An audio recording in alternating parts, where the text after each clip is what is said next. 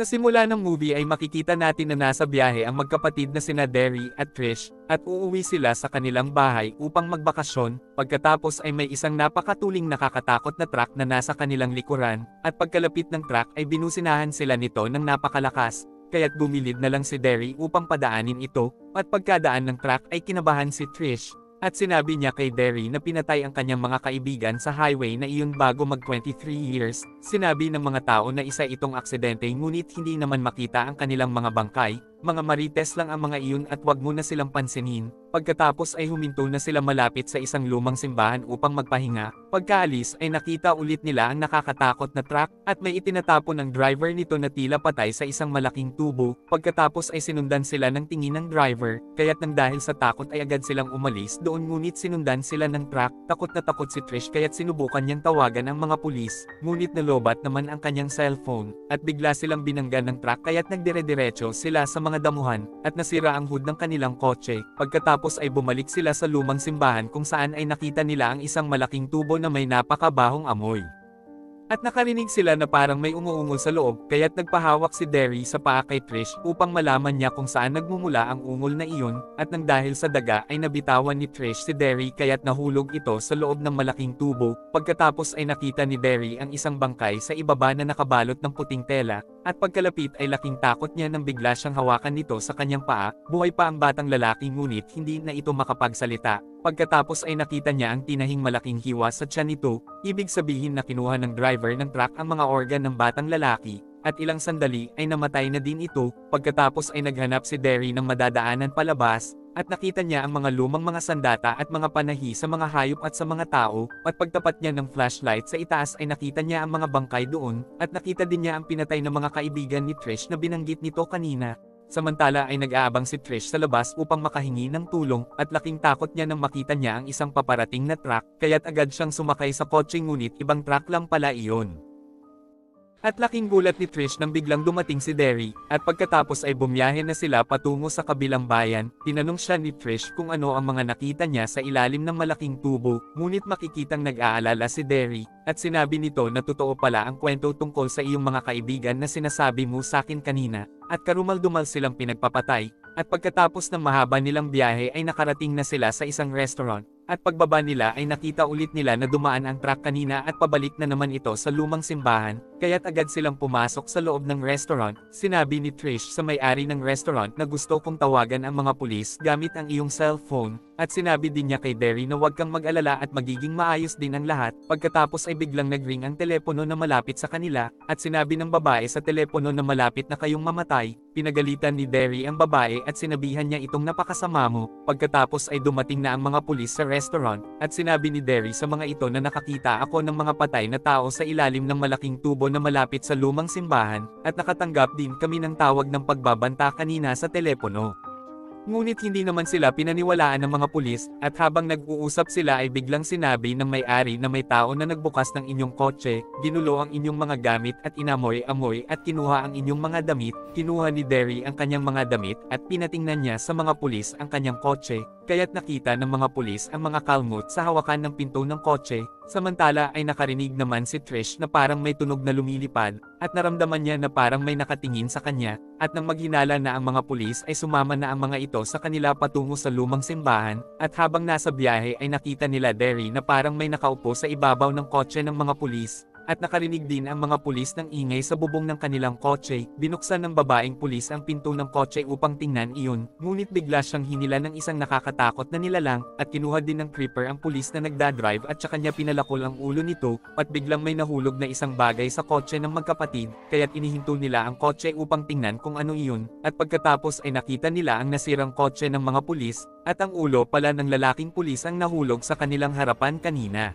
Pagkatapos ay lumabas na sa kotse ang creeper, at dinampot niya ang ulo ng pulis at saka kinain, kaya't nang dahil sa sobrang takot ay agad nang umalis ang dalawa sakay ng kanilang kotse. Sinabi ni Derry na bagalan ni Trish ang pagpapatakbo ng kotse dahil sobrang bilis nila. Pagkatapos ay huminto sila sa isang bahay upang makahingi ng tulong, at sa pinto ay tinanong sila ng matandang babae, kaya't sinabi ni Trish na gusto lang namin tawagan ang mga pulis. At maaari po ba kaming makigamit ng telepono nyo? At nang mamatay ang ilaw ay tinanong sila ng matandang babae kung may iba pa ba silang kasama, kaya't napatingin tuloy ang dalawa sa isang scarecrow sa bukid. Inilabas ng matandang babae ang kanyang shotgun at binaril niya ang scarecrow dahil wala pala talaga siyang ganito. Pagkatapos ay lumipad ang scarecrow sa bubong ng kanyang bahay, kaya't pumasok ang matandang babae upang iligtas ang kanyang mga alagang pusa. Pagkatapos ay narinig nila Derry ang isang putok ng gunshot sa loob at nakita din nila na papalabas na ang matandang babae sa pinto, ngunit patay na pala ang matanda dahil buhat-buhat pala siya ng creeper habang nasa likuran niya ito.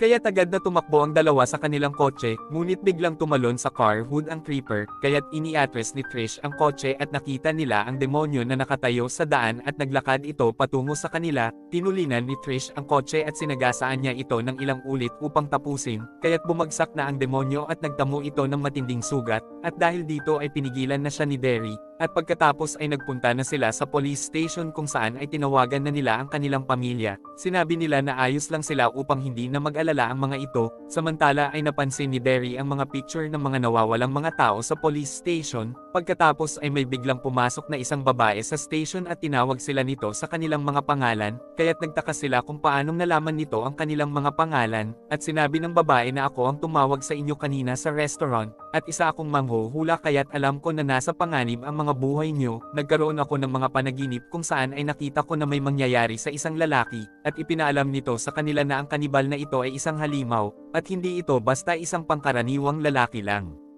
At nagigising siya pagkatapos ng 23 taon at napakamapanganib ng halimaw na ito, at nagkukunwari siyang isang tao at nagpapagalagala siya upang hindi siya paghinalaan ng mga tao. Pagkatapos ay bumaba na ang iika-ikang creeper sa police station, at biglang namatay ang mga ilaw sa loob, kaya tiningnan ng isang pulis ang mga nakakulong kung saan ay nakita niya na kinakain na ng creeper ang isang preso. Binaril niya ito ngunit wala namang nangyari. Samantala ay sinabi ng manghuhula na sa panaginip ko ay may isa sa inyong mamamatay, kaya't sumama kayo sa akin, at makikitang nagtatakbo na silang tatlo, at nagdatingan na din ang marami pang mga pulis upang tingnan ang tungkol sa isang kakaibang nilalang na nakapasok sa police station, at habang papalapit sila ay inatake ng creeper ang isang pulis, at dinukot niya ang puso nito, at pagkatapos ay pumasok ang halimaw sa kwarto kung nasaan sila Derry at Trish, at inatake sila nito, at nang mahuli ay inamoy niya muna ang manghuhula, at pagkatapos ay iniwan niya ito upang hulihin ang magkapatid.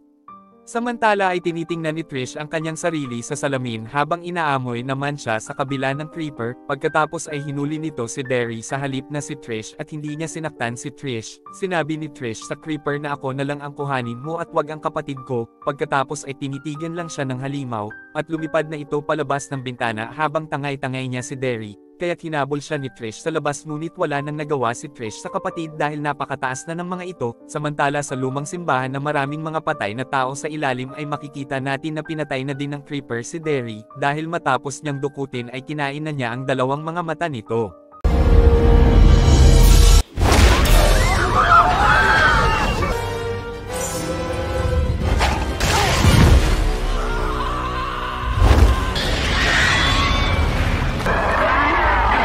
Ipinakita sa simula ng movie ang isang bata na nag-aayos ng isang scarecrow sa kanilang bukid. Pagkatapos ay sinabi sa kanya ng ama na tapusin mo na agad yan, at makikita naman natin na walang tigil sa katatahol ang kanilang aso na parang may iba itong nakikita, at kasama din nila doon ang kuya ng batang lalaki. At habang inaayos ng batang lalaki ang kanyang scarecrow ay nakakita siya sa kabila ng isang kakaiba at malaking scarecrow, at tiningnan niya itong mabuti, at pagkalapit ay napansin niya na gumagalaw ang mga daliri nito sa paa, kaya't nang dahil sa takot ay agad siyang nagtatakbo papunta sa kanyang ama at kuya, at pagkatapos ay biglang lumundag at lumipad ang scarecrow at sinundan siya nito, at hindi pala ito isang scarecrow at siya ay isang creeper na dumating upang pumatay ng mga tao na kanyang kakainin. Nagsisigaw ang bata upang makahingi ng tulong sa kanyang ama at kuya, kaya't agad na kinuha ng kanyang ama ang kanyang baril at agad silang nagpunta sa bukid, at sa bukid ay nakita nila ang isang kakaibang nilalang na kinakaladkad ang kanyang anak, at makikitang nagpupumiglas ang batang lalaki, at pagkatapos ay biglang lumipad ang creeper sa kalangitan habang tangay-tangay niya ang batang lalaki, kaya't napatulala na lang ang mag-ama sa ibaba at wala na silang nagawa.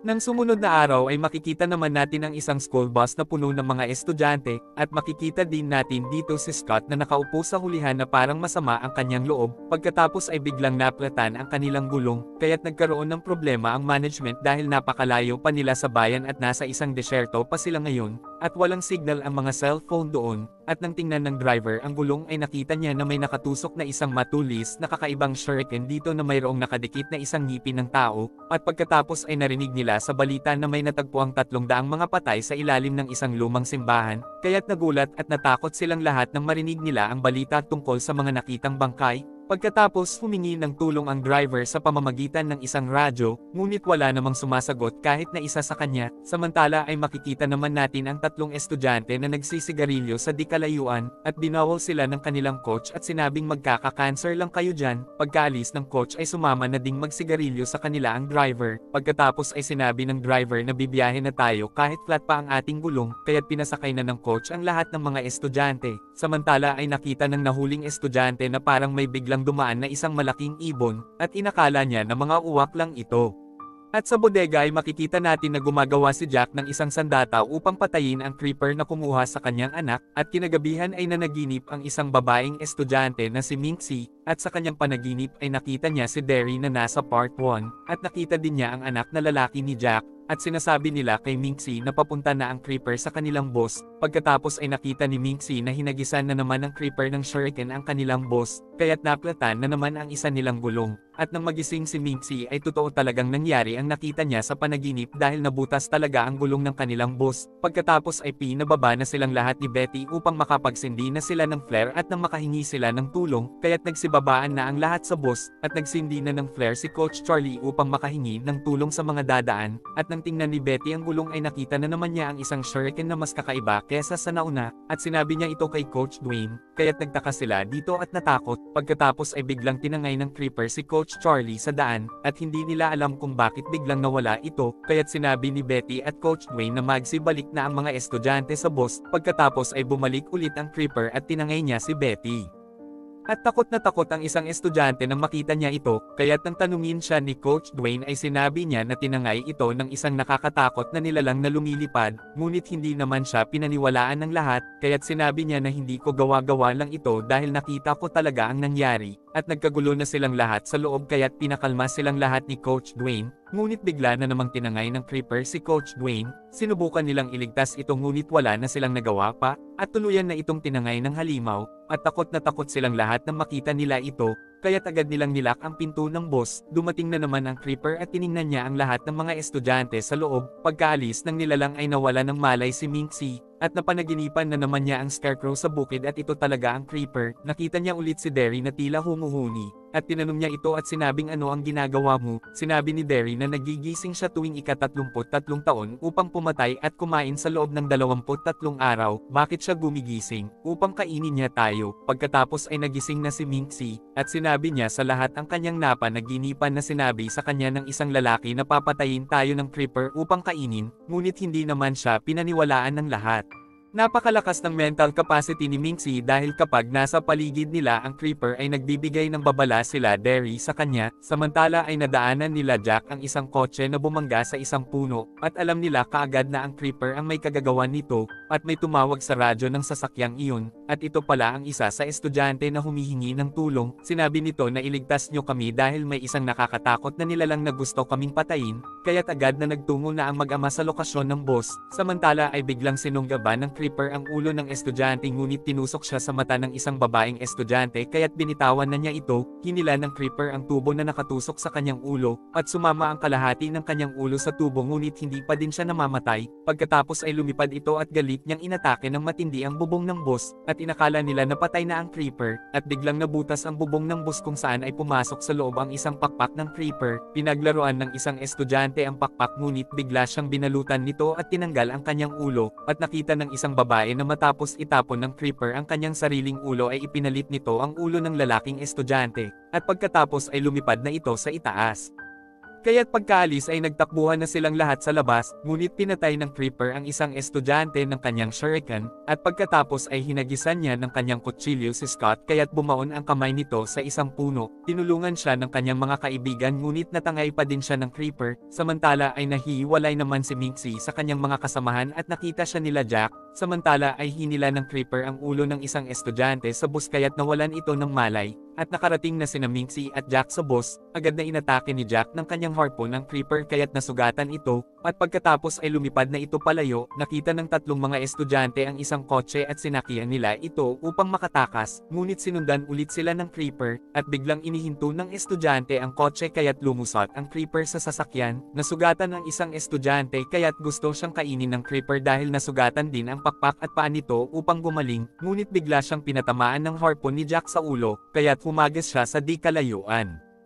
At pilit na hinuhugot ng creeper ang harpoon sa kanyang ulo, ngunit inatake siya ni Jack ng tubo ng ilang ulit upang maipaghiganti niya ang pagkamatay ng kanyang anak, ngunit hindi pa din ito namatay at natulog lang ito, dahil ika-23 araw na ngayon at natapos na niya ang araw ng kanyang pagkain, pagkatapos ay sinabi ni Minxie na hindi pa din siya namamatay, at muli siyang gigising pagkatapos ng ika-23 taon, at pagkalipas ng 23 taon ay nagpunta ang ilang mga estudyante kila Jack upang makita ang creeper, ngunit bangkay lang niya ang naruroon, at makikita din natin na tumanda na si Jack at hinihintay niya ang creeper dahil gigising na ito pagkalipas ng ikatlong araw, at paggising ng creeper ay papatayin niya ulit ito sa pamamagitan ng kanyang harpoon.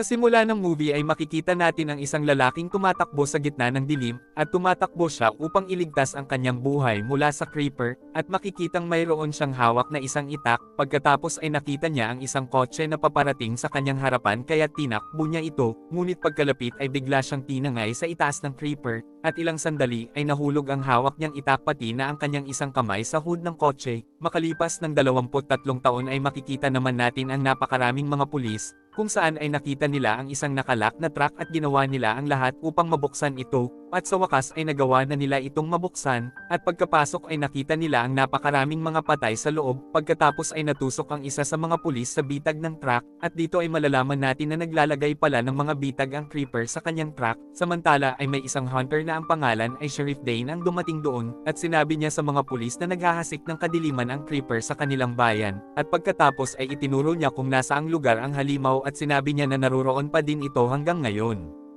Agad namang sumang-ayon sa kanya ang mga pulis dahil alam ng mga ito ang tungkol sa kaguluhang ginagawa ng creeper, pagkatapos ay kinuha na nila ang truck ng creeper at nakarating na din ang creeper doon, at pagkatapos ay pinalakol ng creeper ang kadena ng truck, at dito ay malalaman natin na automatic pala ang kanyang truck dahil kusang itong umaandar. Makikitang nakatayo ang creeper sa ibabaw ng truck at siya ang kumukontrol nito, at pagkatapos ay bigla niyang sinunggaban ang isang pulis. Kaya tinutukan siya ng babaeng pulis, ngunit binigyan niya ng sign ito na huwag siyang babarilin, dahil kapag binaril siya ay papatayin din niya ang babaeng pulis gaya ng gagawin niya sa kasama nito, pagkatapos ay lumipad na ang creeper habang tangay-tangay niya ang lalaking pulis. Kaya't napatulala na lang ang babaeng pulis at wala na siyang nagawa pa, samantala ay makikita naman nating ang isang matandang babae na mukhang malungkot, at kasama niya dati ang kanyang anak na lalaki sa kanyang bahay, at sila ay mga magsasaka na mahirap lamang, at ang dahilan ng kanyang kalungkutan ay dahil pinatay ng creeper ang kanyang anak na lalaki, at hindi pa din niya makalimutan ang kanyang anak, at ang anak pala niya ay ang lalaking nakita natin kanina sa simula ng movie na may hawak na itak na pinatay ng creeper.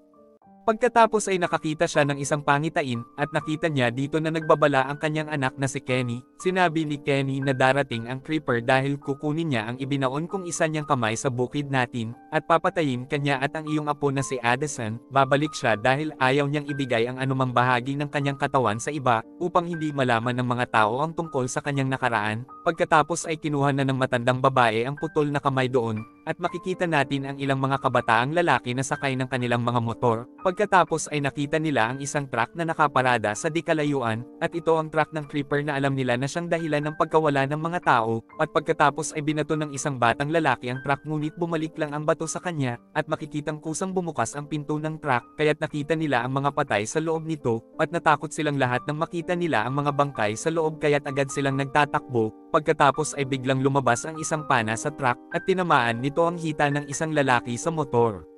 Sinubukan nilang hugutin ang pana sa hita ngunit patuloy pa ding hinihila nito ang kanilang kaibigan papunta sa truck kaya't sinabi ni Kirk sa kanyang mga kaibigan na wag niyo akong iiwanan dito, ngunit nilayasan na siya ng isa niyang kaibigan, pagkatapos ay dumating na din ang creeper doon, kaya't nang makita ay nagtakasan na din ang iba pa niyang mga kaibigan, ngunit sinibat sila ng creeper at pinagpapatay. Pagkatapos ay tinalon at tinangay niya ang isang nakamotor na tumatakas, samantala ay makikita naman natin ang matandang babae na gustong tingnan kung buhay pa ba ang kamay o hindi na, at pagkakuha niya ng putol na kamay ng creeper ay bigla siyang hinawakan nito, at pagkatapos ay iniangat siya ng putol na kamay, namuti ang kanyang mga mata at nawalan siya ng ulirat, at ilang sandali ay dumating na din sila Sheriff Dane doon, at hinawakan din ni Sheriff Dane ang putol na kamay, at nangyari din sa kanya ang nangyari sa matandang babae kanina, samantala ay dumating sila Addison sa isang plantasyon kasama ang kanyang kaibigan, at laking takot nila nang biglang bumulaga sa bintana ang isang dugo ang lalaki, at paglingon ay nakita nila sa kanilang likuran ang creeper, at nang paalis na sila ay biglang lumitaw sa bintana ang creeper, at tila nagustuhan niya si Addison dahil takot na takot ito sa kanya. At pagkatapos ay kinuha niya si Addison, at makikitang ikinulong ng creeper si Addison sa kanyang truck, at makikita din natin doon na buhay pa din ang pasaway na lalaki kanina, ngunit namatay din ito nang matuhog siya ng matulis na bakal na patibong ng creeper, at naiwan na lang mag-isa si Addison sa truck, samantala ay hinabol nila Sheriff Dane ang truck, at binaril ng kasama niyang pulis ang gulong ng truck ngunit bumalik lang ang bala sa kanila, pagkatapos ay bumagsak ang isang kakaibang bagay mula sa truck, kaya't nawalan ng kontrol sila Sheriff Dane nang sumabog ito, pinagbabaril din ng isang pulis na dumating ang harap ng truck ngunit bumalik din ang mga bala sa kanya, nagpasabog na naman ang truck kaya't tumaob ang sasakyan nila Sheriff Dane, at nang bumaba ang creeper sa truck ay binaril siya ng sergeant ngunit wala namang nangyari sa kanya, binaril siya ulit sa ulo nito kaya't mas lalo siyang nagalit, pagkatapos ay hinagisan niya ng kanyang shuriken ang sergeant kaya't tumilapon ito, samantala ay tinawag siya ni Sheriff Dane kaya't iniwan niya ang sergeant at pinuntahan niya ang sheriff. Nagpunta si Sheriff Dane sa machine gun at nang aatakihin na siya ng creeper ay pinaputukan niya ito, ngunit pagbagsak ay inatake at pinatay niya si Sheriff Dane, samantala ay buhay pa din ang sergeant at iniwan na siya ng creeper, at makikita naman natin si Addison sa truck at nagtatago siya sa ilalim ng mga patay upang hindi siya makita ng creeper, ngunit nakita pa din siya nito at sinubukan siyang patayin, ngunit biglang lumabas ang bitag kaya't natusok sa ulo ang creeper at nalaglag ang isang mata nito, at nagawang makalabas ni Addison sa truck, pagkatapos ay sinundan siya ng creeper ngunit hindi naman ito makalipad dahil tinamaan kanina ng machine gun ang isang pakpak nito, kaya't hinagisan na lang niya si Addison ng kanyang sibat, ngunit dumaplis lang ang sibat dahil nahulog ang kanyang isang mata kanina, kaya't nagawa ng makatakbo ni Addison, hinabol siya ng palakol ng creeper sa daan ngunit bigla naman itog nasagasaan ng isang truck, ngunit wala pa din nangyari sa halimaw, kaya't nasundan niya si Addison sa bahay nito, at pagkatapos ay nabasa niya ang isang nakasulat doon na nagsasabing "We know what you are." At nandoon din ang isa niyang naputol na kamay, kaya't nagalit at umungol ng napakalakas ang creeper dahil ayaw niyang malaman ng iba ang katotohanan tungkol sa kanya, at si Addison na lang ang natitirang buhay na nakakaalam ng kanyang katotohanan. Kinabukasan ay nagpaalam na si Addison sa kanyang kaibigan, at makikita natin ang isang article sa dyaryo at makikita din natin si Trish doon, at gusto niyang ipaghiganti ang kanyang kapatid na si Derry dahil pinatay ito ng creeper, at hinamon niya ang creeper at sinabing hindi kita iiwanan ng buhay.